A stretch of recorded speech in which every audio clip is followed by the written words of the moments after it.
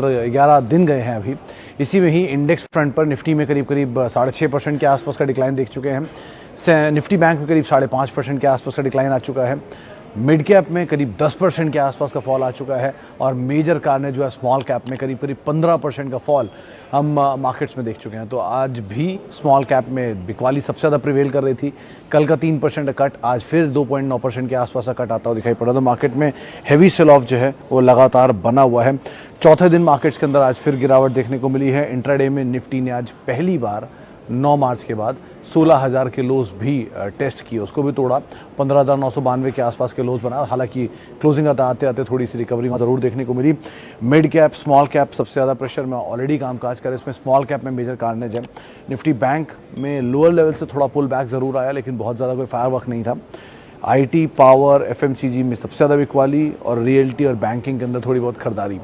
2-3 आज के की हाईलाइट्स में अदानी विल्मर लगातार लोअर सर्किट के बाद आज अपर सर्किट में आ गया। हाई जो नई लिस्टेड कंपनियां थी 2021 की, उनमें लगातार बिकवाली जारी है। आज भी वहाँ प्रेशर था ही। इंडिया बुल्स ग्रुप आज चर्चा में था। दोनों में ही आज तेज़ बिकवाली देखने को मिली, रियल स्टेट में भी और हाउसिंग में भी।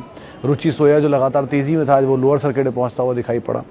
इसके अलावा आज निफ्टी के करीब 50 में से 32 शेयरों में गिरावट रही। सेंसेक्स के 30 में से 20 शेयरों में गिरावट रही और निफ्टी के 12 में से 8 शेयरों के अंदर आज खरीदारी बनते हुए दिखाई पड़ी। कुछ हद तक रिस्पाइट जो था वो निफ्टी बैंक की तरफ से आपको मिलेगा। मेजरली एक्सिस बैंक जैसे नाम थे जो कि कुछ हद तक सपोर्ट प्रोवाइड करा रहे थे। लेकिन ओवरऑल आज भी जो आपको प्रेशर दिखाई पड़ेगा वो दिखाई पड़ेगा मिड कैप और स्मॉल कैप से। और स्मॉल कैप का जो कार्नेज है वो रादर कंटिन्यू ही है। वहाँ पर बिकवाली देख ही रहे हैं, थम ही नहीं रही है। लगातार वहाँ पर प्रेशर देखने को मिल रहा है। इनफैक्ट कई ऐसे शेयर तो रीसेंट लिस्टेड स्टॉक्स में से जो कि 50% के आसपास तक की वाइप आउट मार्केट कैप कर चुके हैं हाल में ही, रफली एक महीने के दौरान ही। तो तेज़ बिकवाली जो मार्केट्स के अंदर है वो अभी भी देखने को मिल रही है। अच्छा, एक और अपडेट की रुपया थोड़ा मजबूत हुआ है। 77.24 का लेवल देखने को मिला है। 9 पैसे के आसपास की मजबूती यहाँ पे बनते हुए दिखाई पड़ी है।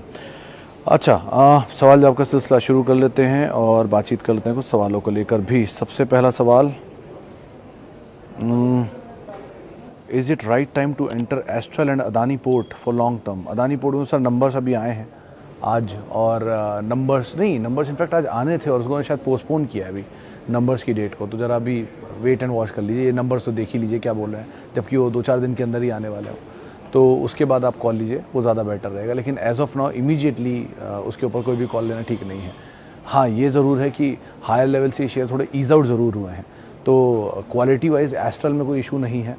वो बात अलग है, चला एक तरफा था और उस समय उसमें बड़ी दिक्कतों की बातचीत होती है। लेकिन जो एक्सपेंशन हुआ है वो तो मासिव है, एडहेसिव स्पेस के अंदर, पेंट और पाइप स्पेस के अंदर। तो बेटर पोजीशन अगर आप लीडर में जाना चाहते हैं तो एडहेसिव में पिडिलाइट है और पाइप में एस्ट्रल का ही नाम ज़्यादा प्रोमिनेंटली ऊपर आता है। तो आप देख सकते हैं, लेकिन आपका जो SIP का साइज़ होगा वो उस समय बहुत छोटा होना चाहिए। बाज़ार का जो कार्नेज है वो कंटिन्यू है, उस हिसाब से आप देखिएगा यहाँ पर। लेकिन अदानी के केस में नंबर्स देखने के बाद ही कोई कॉल लीजिएगा। Okay, what to do if we stuck at top and no money to average? Rajendra Singh साहब, अगर ये आपकी और बहुतों के साथ ये दिक्कत है, ऐसा कुछ नहीं कि सबके पास पैसे रहते ही एवरेज करने के लिए। बहुत सारे बड़े बड़े फंड्स भी 90% होल्डिंग लेके बैठे हैं और उनके पास भी पैसे नहीं एवरेज करने के लिए। तो ऐसे केस में कुछ मत करिए, वेट एंड वॉच करिए। नहीं ले पा रहे हैं तो कोई बात नहीं। बाज़ार देखिए, कैश मार्केट के स्टॉक्स में एक सबसे अच्छी चीज़ ये होती है कि आपके पास टाइमलाइन है। आप कभी भी उसे बेचिए, 10 साल बाद बेचिए, 20 साल बाद बेचिए, कोई इशू नहीं है। कुछ दिन के लिए वेट करिए, थोड़े दिन बाद पैसे आएंगे तब डाल दीजिएगा। लेकिन F&O में ये इशू इस समय आता है क्योंकि अब अगर आपके पास F&O की कोई पोजीशन होती तो आपको महीने के एंड तक उसके लिए मार्जिन देते रहना पड़ता।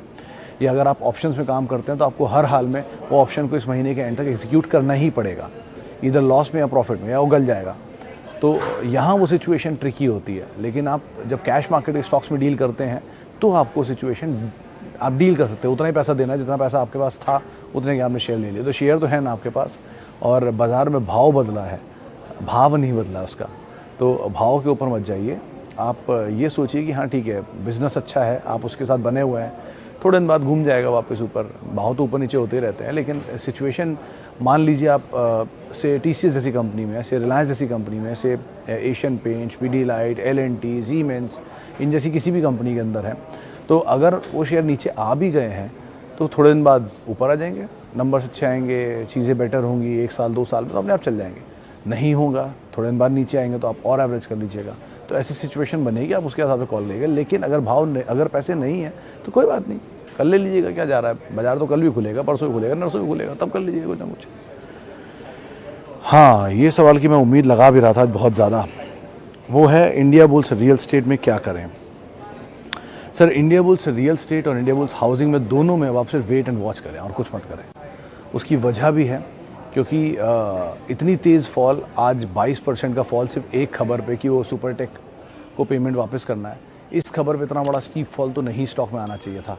अगर आया है तो वेट एंड वॉच ही कर ले, देखते हैं कितना इम्पैक्ट इसका रहता है। दूसरा, नंबर्स में कितना क्लीन अप होता है, सिचुएशन क्या होती है, मैनेजमेंट किसी लेवल पे तो आके कुछ ना कुछ बायबैक करेगा या कोई कमेंट्री देगा या कोई कमेंट देगा।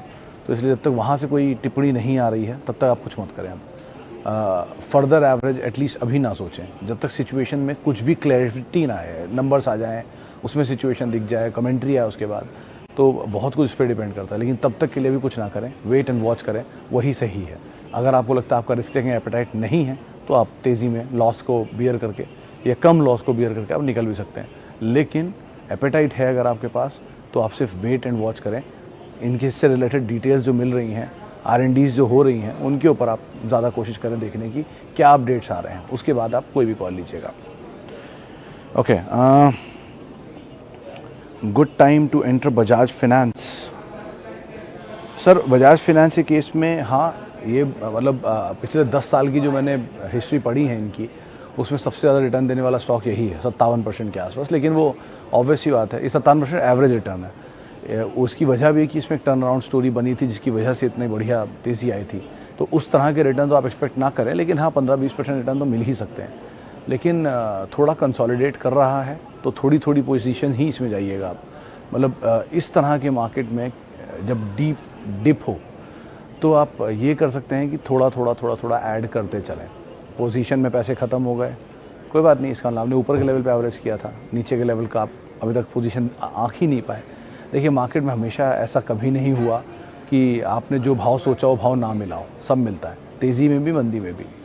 लेकिन वो भाव देखने का पेशेंस और वो भाव देखने का जो होता है ना एपेटाइट, वो दोनों होना आपके पास चाहिए कि सही समय पर पैसा भी हो, सही समय पर भाव भी हो, सही समय पर आपका एनालिसिस भी ठीक बैठे।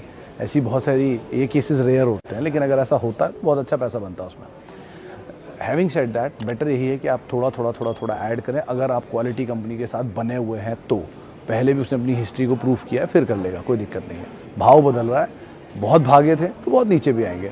2020 के मार्च में भी इससे बुरे दाम देखे थे ना, तो उससे बेटर दाम देख लिए। समय दीजिए, पेशेंस दीजिए, बिजनेस बंद नहीं हो रहा है किसी के भी। ओके, आईसेक में क्या करें। आईसेक के नंबर्स अभी आए भी थे या आने वाले हैं। इसके नंबर्स मैंने इस हफ्ते का जब मैं रिजल्ट कैलेंडर देख रहा था तब इसका नाम था उसमें।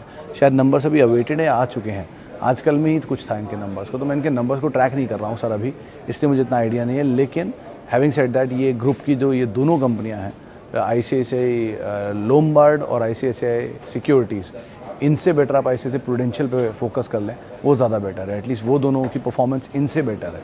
लोम्बार्ड भी ठीक है, लेकिन सिक्योरिटीज़ बहुत ही बैकफुट पे एक तरफा चला था, उसके बाद लोग इसमें फंस गए। तो बेटर है तेज़ी मिल जाए, लॉस मिनिमाइज़ हो, निकल जाए, वो ज़्यादा बेटर है। आप उस स्टोरी को अगर प्ले करना चाह रहे हैं कि डीमैट अकाउंट बहुत खुलेंगे और बहुत ज़्यादा लोग बाज़ार में इन्वेस्ट करने वाले हैं, तो आपके लिए BSE CDS से ज़्यादा अच्छा ऑप्शन है। डायरेक्टली ब्रोकर्स की बजाय आप उन्हीं में चले जाइए जो अकाउंट खोलने वाले हैं, तो वो ज़्यादा अच्छा एवेन्यू आपके लिए खोल सकते हैं। लेकिन ये एक तरफा मूव जो था उसके अंदर फंसे हैं अगर आप, तो बेटर है कि तेज़ी मिले, आप निकल जाए, वो ज़्यादा बेटर है। Okay, what to do in IB housing. Harsh साहब, मैंने अभी कुछ देर पहले इसका जवाब दिया है।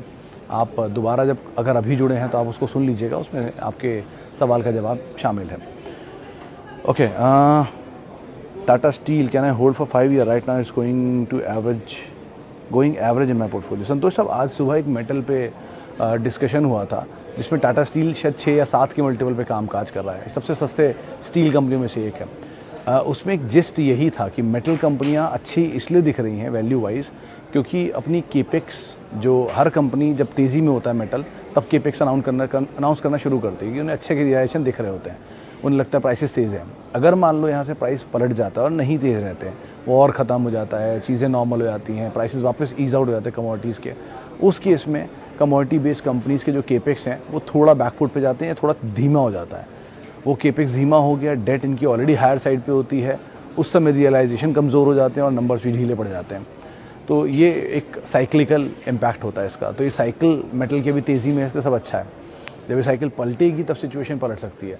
तो इसीलिए टाटा स्टील ख़राब नहीं है, लेकिन अगर आपको प्रॉफिट मिल रहा है तो थोड़ा प्रॉफिट लेके अपने पोजीशन को हल्का कर लीजिए। और 5 साल के लिए ले रहे हैं तो कोई सही दाम नीचे मिले तब आप एंटर करिएगा, जब ये पूरा बबल ख़त्म हो जाएगा और ये अपने वर्स्ट सिनेरियो की तरफ वापस आएगा, लॉस हो रहा होगा, केपेक्स घटा दिया जाएगा, डेट बहुत हाई होगी, हर तरफ क्रिटिसिज्म हो रहा होगा, तब इसके लिए बेस्ट टाइम होता है एंटर करने का। तेज़ी निकलने का, मंदी एंटर करने का बेस्ट टाइम होता है। Okay, Trident company. Sir Sudhir sir, Trident थोड़ा महंगे साइड पे आपने लिया। ये 7-8 रुपये के रेंज में जब होता था तब बेटर था, लेकिन वो फिर भागा और फिर इसमें 50-60 के दाम भी देखे। कल परसों में एक अपर सर्किट लगा देखा था मैंने। 2 इस क्वार्टर में इनके लिए एक अच्छी चीज़ ये हुई है कि डॉलर जो मजबूत हो रहा है वो इनकी कंपनी के नंबर्स अच्छे कर देगा। 90% के आसपास का रेवेन्यू इनका यूएस और यूरोप से आता है, और ये दोनों इकोनॉमीज़ में डॉलर डिनोमिनेटेड या यूरो डिनोमिनेटेड पेमेंट करते हैं, तो वहाँ से अच्छी स्ट्रेंथ इन्हें मिलेगी। तो वो तो ठीक है, लेकिन बाकी कौन एक क्वार्टर तक का वेट करता है या आज के सिनेरियो में। तो बेटर यही है कि आप तेज़ी मिले निकल जाएंगे। टेक्सटाइल में भी साइक्लिकल सीजनल प्ले ज़्यादा है, मोमेंटम बेस्ड सेक्टर ज़्यादा बेसिकली है। तो मोमेंटम मिल जाए, तेज़ी मिल जाए, निकल जाए। और आप भूल रहे हैं कि जो शेयर 7 रुपये का था वो 48 रुपये से वो 54-60 रुपये दिखाया है और उसके बाद 48 रुपये आया है। तो अगर वो और ज़रा सा भी करेक्शन होता है, 48 से 30 भी आ जाता है, तो भी आपको करीब 20 रुपये वाइप आउट कर देगा। वो अपने आप में ही आपके पोर्टफोलियो का करीब 50% हो जाएगा। तो बेटर यही है कि कहीं भी तेज़ी मिले, एक आध दिन में मूव अगर मार्केट में तेज़ी का वापस आएगा ही, पुल बैक तो आएगा ही कभी ना कभी। वो जो पुल बैक होगा आप उसको यूज़ कर सकते हैं ऐसी सिचुएशन, ऐसे फंसे हुए ट्रेड से निकलने के लिए। ओके, IRCT एंड IEX ये दोनों पे सबसे ज़्यादा सवाल है। तो इन दोनों के लिए एक ही तरह की टिप्पणी है कि ये दोनों के शेयर आप पहले देख लीजिए कितना चले हैं, चाहे वो IRCTC हो चाहे वो IEX हो। और ये दोनों एक तरफा चलने के बाद अगर आज ईज आउट हो रहे हैं उसमें कोई ख़राबी नहीं है, वो अपनी डस्ट को ही सेटल कर रहे हैं। सर कोई भी शेयर जो एक तरफा चलता है वो ईज आउट होता है। और आप अगर ये मान रहे हैं कि नहीं ये बहुत नहीं चले हैं, तो आप इनके चार्ट उठा के देख लीजिए प्री एडजस्टमेंट के। स्प्लिट बोनस से पहले ये दोनों के दोनों शेयरों में ज़ोरदार तेज़ी आई थी, और वो ज़ोरदार तेज़ी एक दिन में से 20% लेके गई थी। तो इतनी बड़ी तेज़ी के बाद अगर सेटल हो भी रहे हैं तो कोई दिक्कत नहीं है, होता ही है ये तो। और दूसरा, इतनी बड़ी इक्विटी डाइल्यूट हुई है, प्रॉफिट उस तरह के हैं नहीं, तो वो सपोर्टिव भी नहीं है अभी दिखाई पड़ रहा है। तो इसलिए बाजार अब ब्रूटली उनको जवाब दे रहा है जो पहले नहीं दे रहा था। तो इसीलिए अभी तो आप मेरे कहने पे बेचेंगे तो है नहीं, ऑब्वियस ही बात है। तो बेटर यही है कि आप वेट एंड वॉच ही करिए, कभी ना कभी आपको भाव मिल जाएगा, निकल जाएंगे। लेकिन हमेशा के लिए लेसन रहेगा कि कोई भी सरकारी कंपनी ऊपर के लेवल पर उसमें स्प्लिट बोनस आता ही है। मोमेंटम वाले स्टॉक में आप एंटर करेंगे तो मोमेंटम को ही चेज़ करिएगा, फंडामेंटल उसके बाद मत देखिए जब वो नीचे आ जाता है तब। After how many percentage do you average good stock? Sir अगर मैं अपना एवरेज बोलूँ तो मैं तो एवरेज करता ही नहीं पहली चीज़, क्योंकि SIP चल रही है तो क्यों उसमें एवरेज करना। अपने आप ही शेयर आते रहेंगे जाते रहेंगे, क्या देखना उनको। 10 साल बाद देखेंगे, 15 साल बाद देखेंगे जब ज़रूरत पड़ेगी। तो वो तो एक अलग ही तरीका है। लेकिन और ऐसा नहीं कि मैं जो तरीका सही का रखता हूँ वही सही तरीका है, कोई भी तरीका सही तरीका हो सकता है बाजार है तो। और रही बात एवरेज करने की, सर ऑन एन एवरेज जो गौरांग सर और बाकी जानकार मानते हैं कि 20%, 15%, 20% मिल जाए आपको कोई अच्छे इस कंपनी में, 15 से 20% नीचे मिल जाए तो वो आप एवरेज कर सकते हैं, वो दाम सही होता है। ये बड़े जितने जानकार हमारे यहाँ फंडामेंटली आते हैं वो उन्होंने ये बात रखी है टिप्पणी के तौर पे। लेकिन यहाँ 2 केविएट हैं। पहला, वो कंपनी अच्छी होनी चाहिए। दूसरा, उसकी खरीदारी से आपके 20% एक डिप और 20% दूसरा डिप मिल रहा है, या इतना स्टीप 20% मिल रहा है इंडियाबुल्स हाउसिंग की तरह, तो एक बार को आपको सोचना पड़ेगा कि इतनी तेज़ फॉल आ क्यों रहा है। किसी बिना रीज़न के किसी स्टॉक में 20% का अपर या लोअर सर्किट लगता है तो वो रिस्की जोन में होता है। ये बसंत महेश्वरी साहब का कहना है।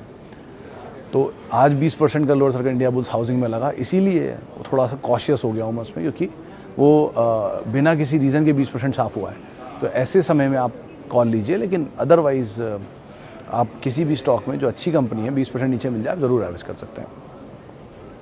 ओके, लास्टली एक सवाल और लेते हैं। सर बेच क्यों रहा है?